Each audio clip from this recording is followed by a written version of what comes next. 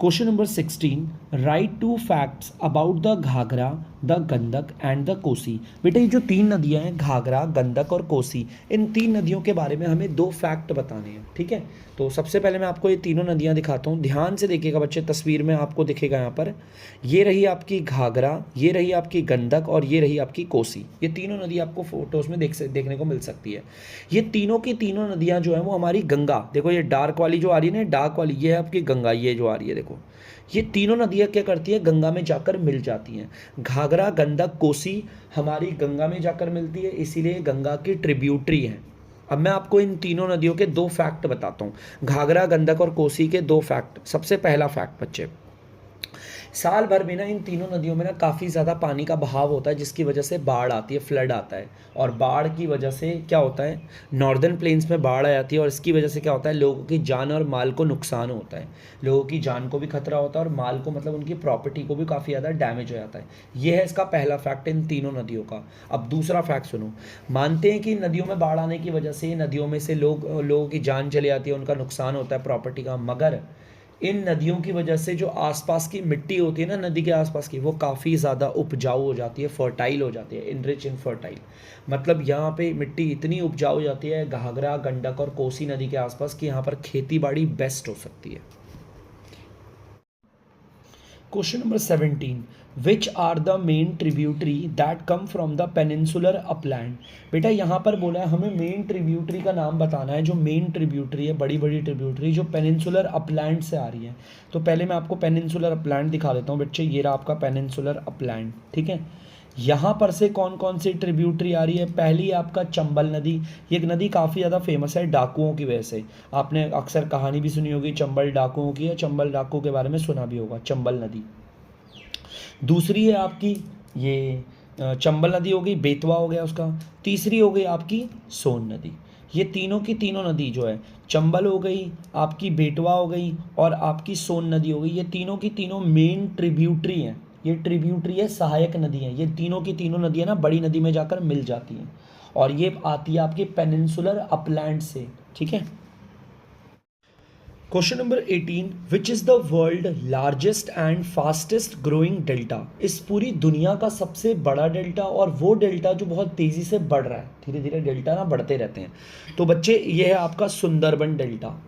भारत और बांग्लादेश के बीच में बसा सुंदरबन डेल्टा, जो कि आपका दुनिया का सबसे बड़ा, पूरी दुनिया का सबसे बड़ा डेल्टा ये, और साथ साथ फास्ट ग्रोइंग डेल्टा, ये बहुत तेज़ी से बढ़ता जा रहा है सुंदरबन डेल्टा। और बेटा सुंदरबन की अगर बात हो और शेर का नाम ना आए तो वो हो ही नहीं सकता।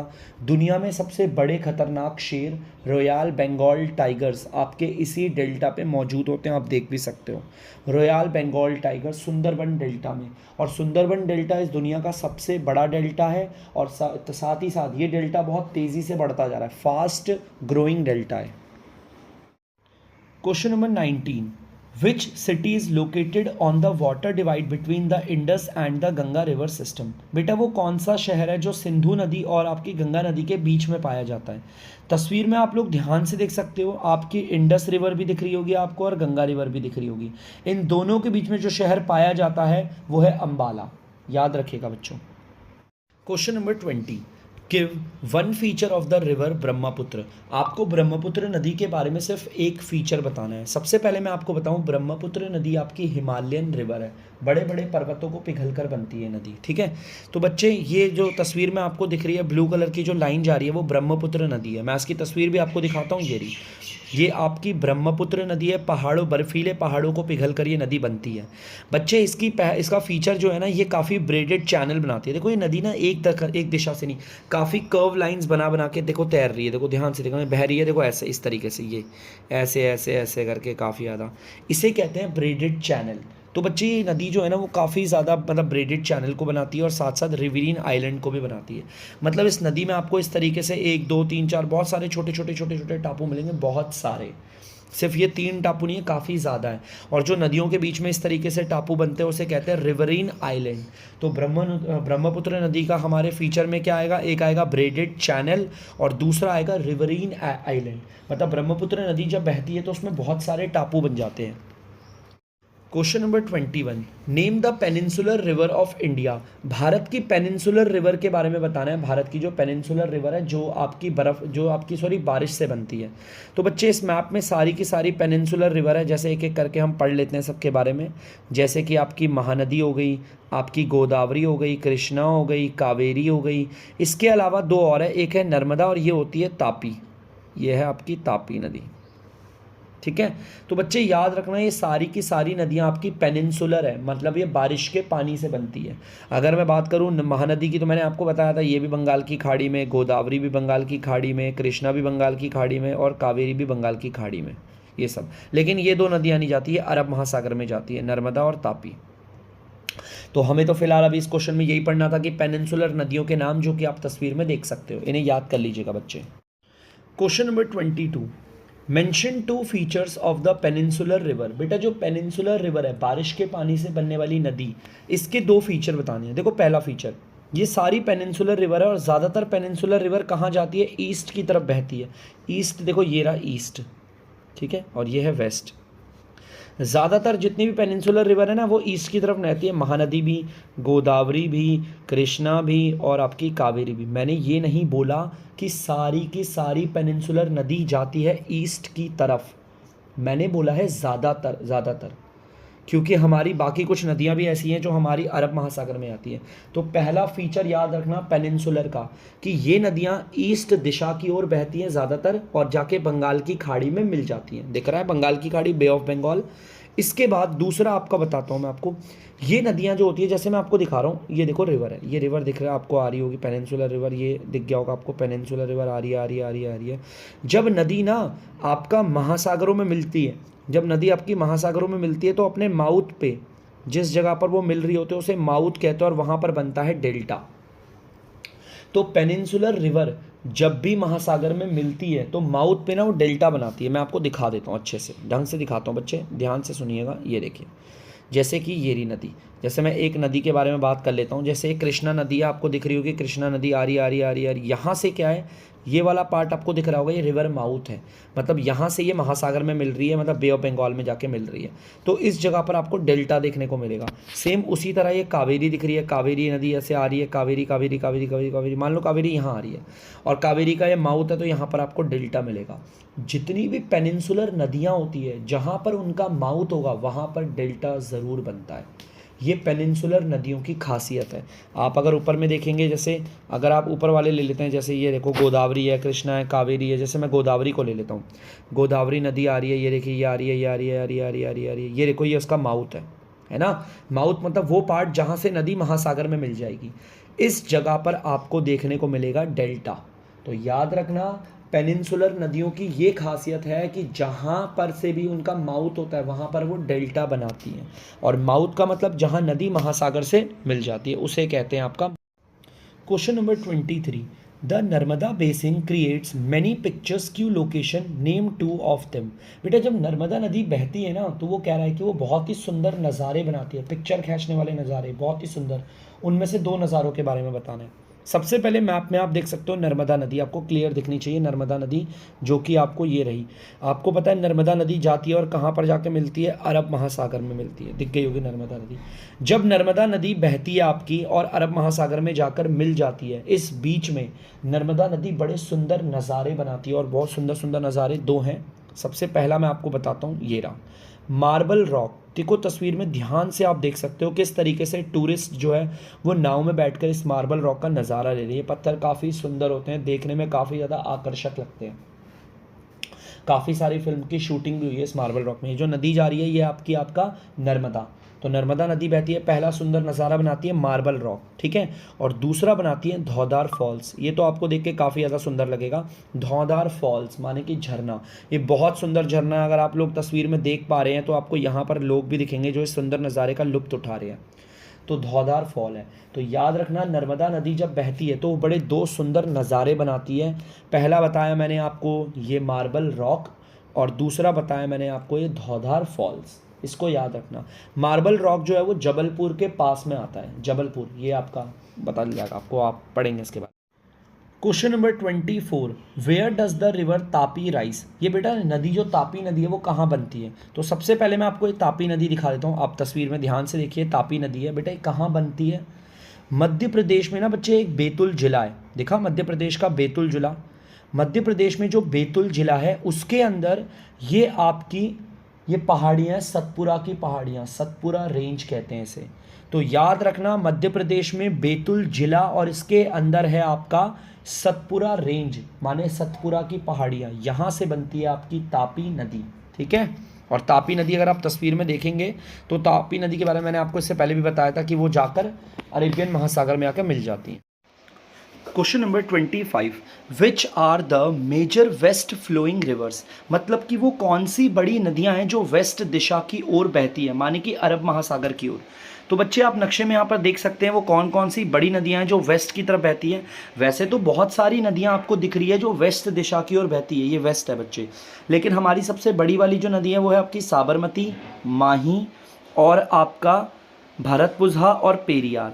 बेटा ये जो नदियां मैंने आपको बताई ये चार की चार, साबरमती, माही, भरतपुझा और पेरियार, ये आपकी बड़ी नदियां हैं जो आपकी वेस्ट की ओर बहती हैं।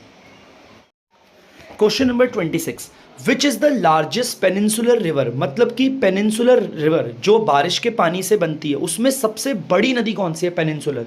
तो बच्चे इस नक्शे में आपको जितनी भी नदियां आपको दिखा रखी है सारी पेनिनसुलर है। नर्मदा, गोदावरी, कृष्णा, कावेरी, महानदी, सारी की सारी पेनिनसुलर है, बारिश के पानी से बनने वाली नदियां, और इसमें सबसे बड़ी नदी है आपकी गोदावरी, याद रखिएगा। Question number 27, where does the river Godavari rise. ये जो गोदावरी नदी है वो कहाँ से बनती है। तो बच्चे गोदावरी नदी के बारे में आपको बताऊं, ये आपकी गोदावरी नदी है। बच्चे जो गोदावरी नदी होती है ना आपकी, वो आपकी बनती है वेस्टर्न घाट के स्लोप से। आप तस्वीर में देख सकते हो ये पूरा का पूरा वेस्टर्न घाट है, ये दिख रहा होगा आपको, ये पूरा का पूरा ये पूरा वेस्टर्न घाट है। अब वेस्टर्न घाट तो बहुत बड़ा है और वेस्टर्न घाट में ना स्लोप है, स्लोप मतलब नीचे की तरफ इस तरीके से ढलान है जिससे कि सारी नदियां इधर की ओर ही जाती है, बे ऑफ बंगाल की तरफ। ठीक है, तो सबसे पहले तो हमें पता चला कि गोदावरी नदी वेस्टर्न घाट के स्लोप से इधर आपका ईस्ट दिशा की ओर आती है। ठीक है, अब यार वेस्टर्न घाट तो काफी ज्यादा बड़ा है, करेक्ट लोकेशन कैसे पता करें भाई। महाराष्ट्र दिख रहा है आपको, ये महाराष्ट्र का नक्शा है। महाराष्ट्र में जो नासिक जिला है यहां से बनती है गोदावरी नदी। ये नासिक जिला जो है ना वो वेस्टर्न घाट में आता है, देखो बच्चे इसमें आता है इस तरफ, यहां पर आता है आपका वेस्टर्न घाट के इस तरफ आता है आपका नासिक जिला। तो महाराष्ट्र का जो नासिक जिला है यहां पर से आपकी गोदावरी नदी राइज करती है, माने कि बनती है। तो याद रखना वेस्टर्न घाट के स्लोप से, और वेस्टर्न घाट में कहा, नासिक जिला जो कि महाराष्ट्र में है। ठीक है बच्चे। Question number 28, name the tributaries of the river Godavari. बेटे जो गोदावरी नदी है उसकी आपको ट्रिब्यूटरी बतानी है, मतलब कि वो छोटी मोटी सहायक नदियां बतानी है जो हमारी गोदावरी नदी में जाकर मिल जाती है। तो बच्चे ये है आपकी नदी गोदावरी, ध्यान से देखिएगा, ये गोदावरी नदी है। नदी काफी सुंदर होती है, बहता हुआ पानी होता है। तो गोदावरी नदी की ट्रिब्यूटरी देखिए नक्शे में ध्यान से, ये जितने भी आपको दिख रहे हैं ना बच्चे, एक एक करके देखिएगा। वेनगंगा, आपका पेनगंगा, मंजीरा, मन्यार, सबरी, इंद्रावती और प्रवरा, ये और ये वर्धा, ये सारी की सारी आपकी सहायक नदियां हैं, माने कि ट्रिब्यूटरीज है। और किसकी है, ये गोदावरी की है बच्चे। ये है आपकी गोदावरी की, देखो साफ लिखा हुआ है ना, मैप ऑफ गोदावरी रिवर। तो ये सारी की सारी छोटी मोटी नदियां गोदावरी नदी में जाकर मिलकर उसे काफी बड़ा बना देती है। ठीक है, इसी वजह से मैंने आपको बताया था नीचे पेनिनसुला जितनी भी नदियां हैं सबसे बड़ी है Godavari. Question number 29, why are the Manjra, the Wainganga and the Penganga together known as the Dakshin Ganga. बेटा ये जो मांजरा नदी है, वेनगंगा है और पेनगंगा है, इन तीनों को मिलाकर दक्षिण गंगा क्यों कहा जाता है। तो बच्चे ध्यान से देखेंगे एक बार इन तीनों नदियों के बारे में। देखो ये आपका वेनगंगा दिख गया होगा, ये आपका पेनगंगा होगा और ये आपका मांजरा होगा। बेटा इन तीनों नदियों को, सबसे पहले तो ये तीनों नदियां बहुत बड़ी हैं, आपका वेनगंगा, पेनगंगा और मांजरा, ये तीनों नदी बहुत ज़्यादा बड़ी हैं और ये काफ़ी ज़्यादा एरिया को कवर करती है, काफ़ी जगहों से होती हुई आ रही है और ये तीनों नदी मिलकर बहुत बड़ी हो जाती है, इस वजह से इन्हें दक्षिण गंगा भी कहा जाता है। वेनगंगा, पेनगंगा, मांजरा, दो तीनों की तीनों बहुत बड़ी नदी हैं और जब ये आपस में मिलती हैं तो ज़्यादा बड़ी नदी बना देती है। देखो ये रही, ये जो डार्क वाली ब्लू नदी है ना, ये है आपकी गोदावरी, ये देख रहे हैं गोदावरी। तो ये तीनों की तीनों नदियां मिलकर बहुत बड़ी नदी बन जाती है, माने कि गोदावरी। इसीलिए इस गोदावरी नदी को बोल लो या इन तीनों के जोड़ को बोल लो, वेनगंगा, पेनगंगा, मांजरा, इन तीनों को मिलाकर बोलो या गोदावरी बोलो, इन्हें दक्षिण गंगा कहते हैं। बहुत ज़्यादा बड़ी हो जाती है इस वजह से। Question number 30, which are the main tributaries of the river Krishna, जो कि हमारी कृष्णा नदी है, इसकी मेन ट्रिब्यूटरी, मेन बतानी है। बड़ी बड़ी तो बहुत, वैसे तो ट्रिब्यूटरी इसकी भी काफ़ी ज़्यादा है, लेकिन मेन मेन बताएंगे। तो बच्चे ये जो तस्वीर में आप देख रहे हो, ये नदी आपकी कृष्णा है। कृष्णा नदी की मेन ट्रिब्यूटरी मैं आपको दिखाता हूँ। देखिए यहाँ पर आप देख सकते हैं, आपका यहाँ लिखा हुआ है भोदरा, देखो ध्यान से मैं दिखाता हूँ आपको। भद्रा हो गया, तुंगा भद्रा हो गया, आपका भीमा रिवर हो गया, ये सारी की सारी जो नदियाँ हैं ना, ये आपकी कृष्णा नदी, ये दिख रही है कृष्णा नदी, इस कृष्णा नदी की ये ट्रिब्यूटरी है, माने कि सहायक नदियाँ हैं। ठीक है बच्चे, इसके अलावा भी कुछ नदियों के नाम हमें दिए हुए हैं, देखो मैं आपको बता देता हूँ। कोयाना है, घाट प्रभा है, मूसी है, भेनिया है, इसके अलावा और भी हैं जो नक्शे में नहीं दी गई हैं, लेकिन मैंने आपको बता दी। लेकिन मेन ये याद रखना आप, तुंगा भद्रा, भद्रा और भीमा रिवर, ये तीनों की तीनों जो है वो कृष्णा नदी की ट्रिब्यूटरी है, माने कि सहायक नदियां हैं। ये तीनों कृष्णा नदी में जाकर मिल जाती हैं। Question number 31, name some fresh water lakes of India, Bharat में जितनी भी झीलें जिसमें साफ पानी होता है, फ्रेश वाटर होता है, उनके नाम बताने हैं। तो चलिए भाई झीलों के बारे में बात करते हैं, लेक्स ऑफ इंडिया के बारे में बताते हैं। सबसे पहले आता है आपका वूलर लेक, ये आपको जो दिख रहा है वो वूलर लेक है, वो कश्मीर का है। ठीक है बच्चे, और दूसरी झील है आपकी ये डल लेक, ये आती है श्रीनगर में। तीसरी है आपकी भीमताल, ये आपका उत्तराखंड में है। और ये आपकी नैनीताल, और ये आप सब वाकिफ होंगे, ये भी आपके उत्तराखंड में है।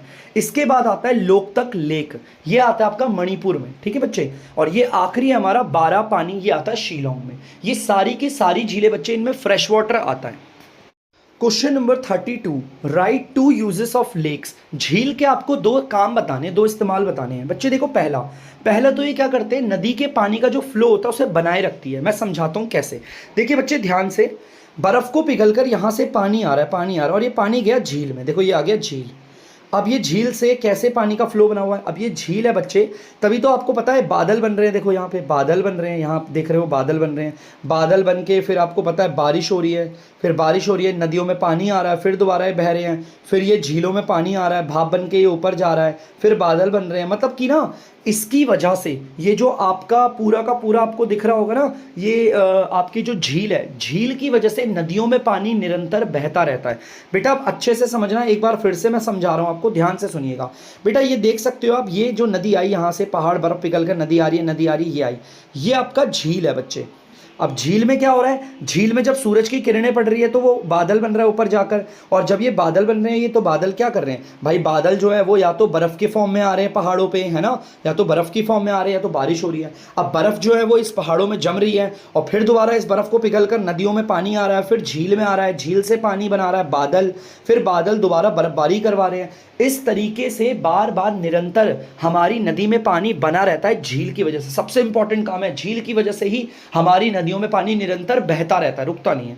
दूसरा बेटा, झील के आसपास का एरिया ना, झील की वजह से आसपास का एरिया ना, इसका क्लाइमेट मॉडरेट हो जाता है, मतलब ना तो ज़्यादा ठंडा होता है ना ज़्यादा गर्म रहता है। तो झील अपने आसपास के इलाके का जो क्लाइमेट है उसे मॉडरेट रखती है, ना ज़्यादा ठंडा ना ज़्यादा। Question number 33, mention 2 reasons due to which the pollution level of many rivers has been rising. आपको कोई दो कारण बताने हैं कि नदियों में जो पॉल्यूशन है वो इतना ज़्यादा बढ़ गया है। तो बच्चे देखिए, पहला मैं आपको समझाता हूँ, ये नदियों में ना इतना ज़्यादा पॉल्यूशन बढ़ने के बड़े दो कारण हैं। पहला आपका अर्बनाइजेशन, अर्बनाइजेशन का मतलब है लोग अपने घर बना रहे हैं, ज़्यादा तादाद पे शहर बढ़ता जा रहा है, शहर का बढ़ने को अर्बनाइजेशन कहते हैं। तो शहर बढ़ रहा है, ज़्यादा लोग रह रहे हैं, अब ज़्यादा लोग रहेंगे तो ज़्यादा गंदगी होगी, और वो सारी गंदगी डंप करते हैं वो रिवर में, नदियों में डाल देते हैं सारी गंदगी। दूसरा है आपका इंडस्ट्रियलाइजेशन। अब भाई अगर शहर बड़ा हो रहा है तो वहाँ पर इंडस्ट्रीज भी बनेगी, कारखाने होंगे और वहाँ पर काम होगा, सारी की सारी गंदगी, इंडस्ट्रीज का जितना भी वेस्ट होता है मोस्टली नदियों में डाल दिया जाता है। तो आपको पता है इंडस्ट्रीज से तो वाटर पॉल्यूशन, एयर पॉल्यूशन सब होता है। तो हमें पता है हमारी नदियों को गंदा करने के दो कारण है, एक तो इंडस्ट्रियलाइजेशन, बड़ी बड़ी इंडस्ट्रीज का सेटअप होना जिसकी वजह से उनकी गंदगी जा रही है नदियों में, और दूसरा अर्बनाइजेशन, शहरों का बढ़ना। शहर बढ़ेंगे तो वहां पर लोग बढ़ेंगे और गंदगी बढ़ेगी तो हमारी नदियां भी गंदी होगी। इसीलिए आप सबसे मेरी दरख्वास्त है कि आप नदियों को साफ करने में अपना योगदान दें। कोशिश करें, अगर आप नदी के पास वाले इलाके में रहते हैं तो वहाँ पर गंदा पानी नदियों में ना डालें और डायरेक्ट नदियों में जाकर ना नहाएं, जानवरों को ना नहलाएं। मतलब कोशिश करें जितनी तरीके से आप अपनी नदी को साफ रख सकते हैं।